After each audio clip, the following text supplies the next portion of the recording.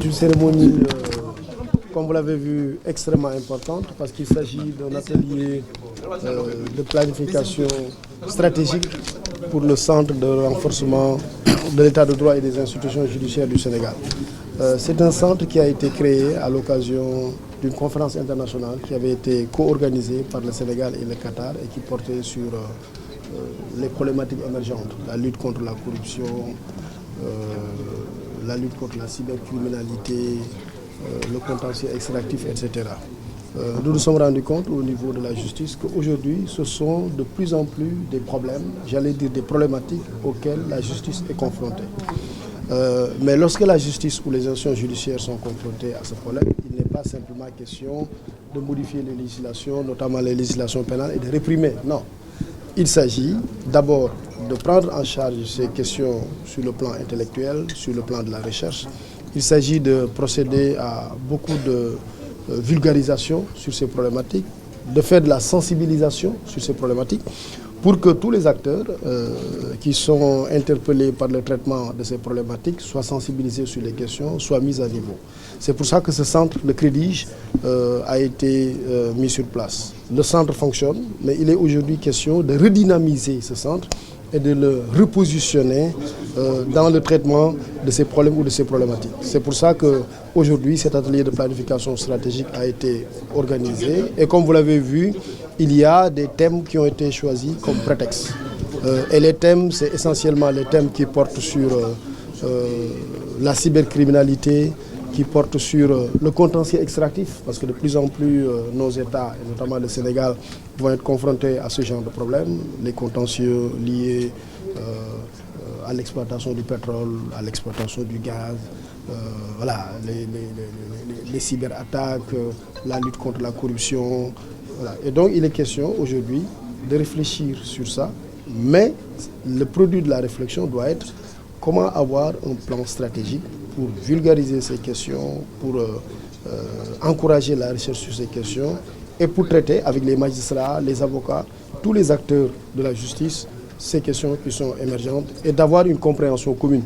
Donc il s'agit en réalité d'un atelier qui permet d'avoir une compréhension commune sur ces questions, mais aussi d'avoir des axes stratégiques pour mieux prendre en charge ces questions. Monsieur le ministre, sur l'état de droit, il y a des situations comme la déclaration de patrimoine, la question des comptes, donc à disposition qui étaient là mais qui ne sont pas respectées comme telles. Est-ce que vous pouvez nous dire exactement, est-ce que c'est un atelier comme ça pour régler ce genre de questions-là? Non, en réalité, je disais que cet atelier, c'est d'abord permettre de sensibiliser les acteurs. Parce que vous savez, il n'est pas toujours question juste de faire de la répression. Vous savez, l'état de droit s'appuie sur deux leviers. C'est éducation, sensibilisation et ensuite répression.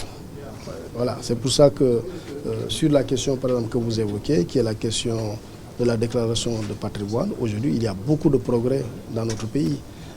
D'abord, la loi a été adoptée, la loi a été vulgarisée et aujourd'hui la plupart des assujettis à la déclaration de patrimoine, la plupart, je ne dis pas la totalité, mais la plupart des assujettis à la déclaration de patrimoine, les assujettis institutionnels, comme les ministres, etc., les présidents d'institutions, mais aussi les assujettis qui sont visés par la loi, ont effectivement fait leur déclaration de patrimoine. D'ailleurs, aujourd'hui, l'OFNAC est en train de faire le tour des ministères, tous les ministères, le tour des institutions publiques pour sensibiliser les acteurs sur la nécessité de respecter la loi sur la déclaration de patrimoine. Et aujourd'hui, je pense que le bilan est positif.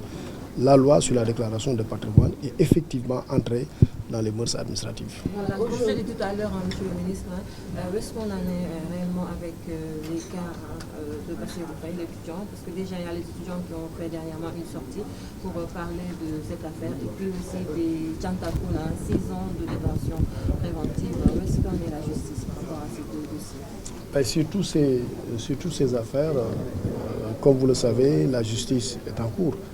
Maintenant, on ne peut pas traiter ou évoquer le traitement de ces affaires comme ça. Mais si vous suivez l'actualité, vous allez voir que dans les jours qui viennent, on va voir nettement que c'est des dossiers dont le traitement avance, qu'il s'agisse de l'affaire de l'étudiant de Saint-Louis que vous avez évoqué.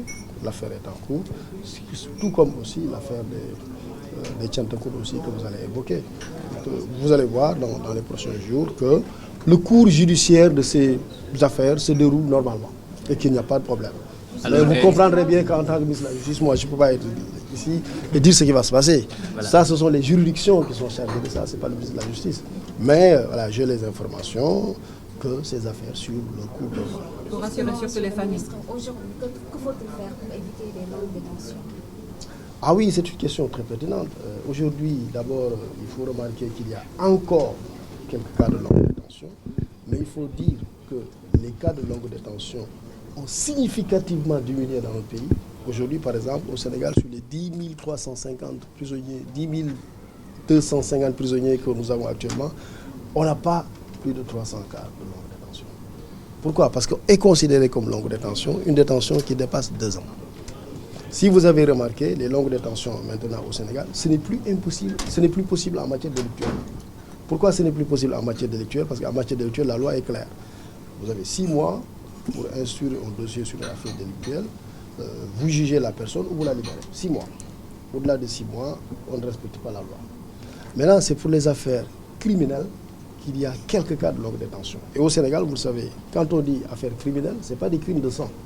Les affaires de crimes de sang, c'est à peu près 10% des affaires criminelles. Mais l'essentiel des affaires en matière criminelle au Sénégal porte sur le trafic de drogue, et notamment le trafic des chambres indiennes. C'est ça qu'on appelle souvent les cas criminels. Bon, il y a d'autres types d'infractions, mais pour l'essentiel, c'est ça. Et c'est là qu'on a quelques cas de longue détention. Et justement, oui, justement, vous avez raison, la lutte contre les infractions liées au terrorisme en font partie, vous avez raison. Mais c'est juste dans ces cas qu'il y a des cas de longue détention. Et justement, je vous disais encore une fois que c'est très marginal dans le système. Si vous regardez les statistiques qui sont disponibles, aujourd'hui, il n'y a pas au Sénégal plus de 300 cas de longue détention, premièrement. Et deuxièmement, il y a aujourd'hui des dispositions qui sont prises au niveau de la justice pour identifier systématiquement ces cas de longue détention et les traiter. Si vous avez vu, c'est comme ça que l'affaire Ousseynou Kébé a été, je ne sais plus comment, Saïd Kébé, Ousseynou Diop, avant ça. Donc tous les cas de longue détention sont systématiquement identifiés au niveau des tribunaux et traités. Et enfin, on est en train de réfléchir sur la perspective d'avoir une loi qui encadre la détention, même en matière criminelle, en limitant, par exemple, ces détentions à 1 an. Monsieur le ministre, et le durcissement des droits de visite, notamment à Khalifa Sall, qu'en est-il réellement? Mais en réalité, comme il a été relayé face à la presse. Moi, j'étais étonné d'abord de voir qu'il y a un durcissement. En tout cas, moi, je n'ai pas connaissance premièrement de ce durcissement.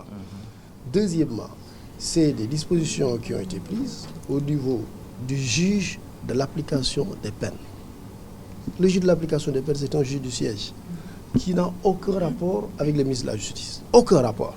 Le ministre de la Justice a un rapport, comme vous le savez, avec le parquet, les procureurs. C'est normal, parce que ce sont les procureurs qui mettent en œuvre la politique pénale de l'État. Et en tant que tel, ils sont sous l'autorité du ministre de la Justice. Mais le juge n'a aucun rapport avec le juge. Le ministre plutôt de la Justice n'a aucun rapport avec le juge. Donc c'est le juge de l'application des peines qui a pris des dispositions dont moi-même je n'étais pas informé. Ouais. Pourquoi? Parce que le juge, quand il prend des décisions, moi la plupart des décisions, je les vois dans la presse comme tout le monde. Hein. Parce que c'est le juge, encore une fois. Au Sénégal, nous avons le principe de l'inamovibilité, le principe de l'indépendance des juges. Donc les juges sont indépendants. C'est le juge qui a pris quelques dispositions juste pour mettre de l'ordre dans les visites au niveau de la base. Mais aujourd'hui, vous pouvez demander à tout ce que j'ai entendu hurler dans la presse, mais rien n'a changé. Le détenu Khalifa Sall est visité aujourd'hui comme il l'a été toujours. S'ils ont noté, je les défie, s'ils ont noté un quelconque changement au niveau des visites, ils n'ont qu'à l'évoquer. Il n'y a aucun changement. Au contraire, il est bien traité, il bénéficie de tous les visiteurs qui vont le visiter. Vous-même, journalistes, vous le voyez. Tous les hommes politiques, tous, ils vont là-bas sans restriction, sans aucune restriction. S'il y a une restriction, ils n'ont qu'à le démontrer. Donc voilà, donc je pense que c'est des attaques de mauvaise foi, c'est des attaques de politiciens qui ne reposent absolument sur rien. Et si ça repose encore une fois sur quelque chose, ils n'ont qu'à le montrer. Ils n'ont qu'à montrer, par exemple, qu'il y a des gens qui sont allés là-bas et on leur a dit, vous ne pouvez pas. Il n'y en a pas. Donc c'est de la démagogie, c'est des attaques de mauvaise foi. Maintenant, une dernière question.